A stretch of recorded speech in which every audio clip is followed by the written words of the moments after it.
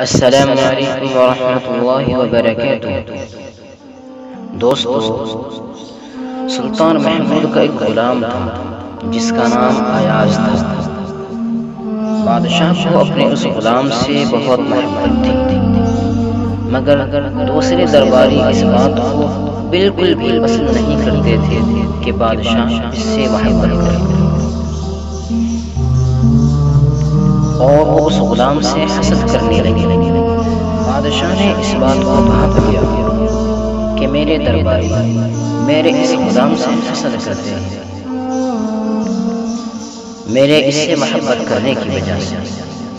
بادشاہ نے ان کے سامنے یہ بات لانی چاہیے کہ میں اپنے اس غلام سے محبت کرتا ہوں۔ ایک دن بادشاہ کا دربار بھرا ہوا تھا۔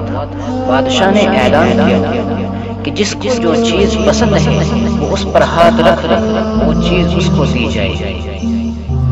تمام درباریوں نے اپنی اپنی پسند کی چیزوں پر ہاتھ رکھا، لیکن وہ ایاز نامی غلام بادشاہ کے پیچھے کھڑا ہوا پنکھا جھیل رہا تھا۔ وہ اپنی جگہ سے نہیں ہلا، اس نے کوئی چیز نہیں لی، کسی چیز پر اس نے ہاتھ نہیں رکھا۔ لوگ اس کو دیکھ کر کہنے لگے کہ کتنا بڑا بے وقوف ہے، آج اتنی اچھی اچھی چیزیں میسر ہو رہی ہیں لیکن یہ اپنی جگہ سے ہلتا تھا۔ بادشاہ بھی یہ سارا منظر دیکھ رہا تھا۔ بادشاہ نے اپنے اس غلام سے پوچھا کہ ایاز، کیا بات، کیا تمہیں میرے دربار کی کوئی چیز پسند نہیں آئی؟ تم نے کوئی چیز کیوں نہیں لی؟ تو اس غلام نے کتنا بصیرت آمیز اور عجیب جواب دیا۔ اس نے کہا کہ بادشاہ حضور، بادشاہ سلامت، سلطان معظم، میں نے آپ کو پسند کر لیا ہے، میں نے اپنا ہاتھ آپ پر رکھ لیا ہے۔ جب میں نے اپنا ہاتھ آپ پر رکھ لیا ہے تو تمام دربار میرا ہو گیا، مجھے کسی اور چیز کی ضرورت نہیں۔ تو دوستو، جب ایک مخلوق کا غلام اپنے آقا کی محبت میں اس قدر یہاں تک پہنچ سکتا ہے تو پھر کیا اللہ رب العزت کی ذات سے بھی گئی گزری ہے؟ ہمیں اللہ رب العزت سے اللہ رب العزت کو ہی مانگنا چاہیے۔